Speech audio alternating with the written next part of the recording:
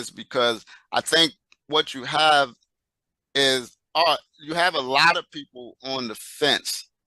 And I don't know if the new incentive is the only thing that's going to get them off the fence. But there's some of these other things that we're speaking about that is really probably holding folks back. Because even if you didn't have the new incentive, it just would be, why does it make, different question. Why does it make sense for me to pay X amount of dollars to get off the grid and get solar panels on?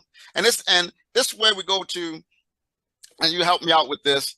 You have where you have to buy solar panels. You have where you have to lease solar panels. You have when you have PPA, which is power purchase agreement. That these three different type of purchasing. Tell us a little bit about those three, and I think you will help folks understand. Because again, one of the things when I was speaking of mistakes to avoid, these are the mistakes. Maybe a salesperson doesn't explain that you don't have to buy them, you can lease them, or you could do PPA. So can you help us with the difference in the three? Sure.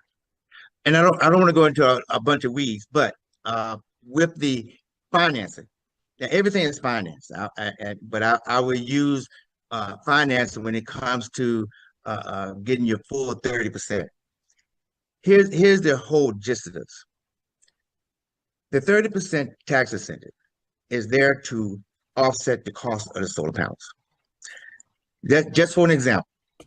Let's say I come to your home and you're paying $500 for your electricity.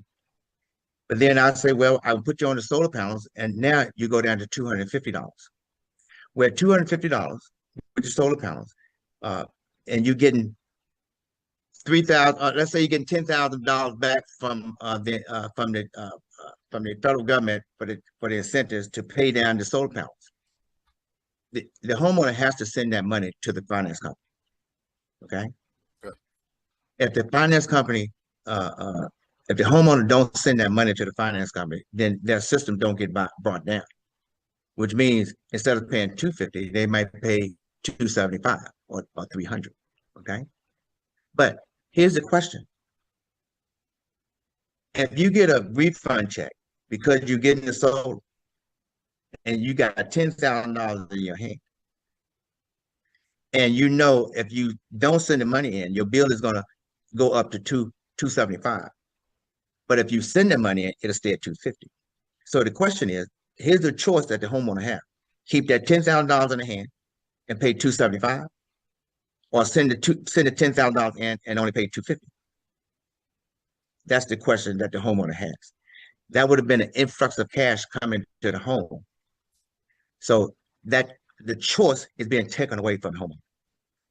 Trump is taking the choice of them getting that 30% cash money in the hand. They have to send that money in. If they don't send it in, the cost of the solar panels would go up by whatever the amount it goes up to. So here's the question. If you had $10,000 in your hand from the federal government, and if you don't send it in, your bill goes from $250 to $275. What would you do? That's the question. So that's the lease option, okay? I mean, the finance option. The lease option is the PPA, which is purchase power agreement, and then the actual lease. The lease and the purchase power is sort of the same. It's just that with a PPA, you purchase the power at a lower rate. You don't own the solar system. You only thing you're doing is purchasing the power. Let me go back. The finance, you own the solar panels, you own them. They belong to you. Okay. You can continue writing them off. But the PPA, if you got that $10,000 that's coming to you from the federal government, you won't have a choice. The federal government is going to, the finance company is going to take it automatically. So the choice is gone. This is where the choice come in at. If a person right now, if they have, they want to finance their solar panels, they can finance them, get that 30%. That 30% will come to them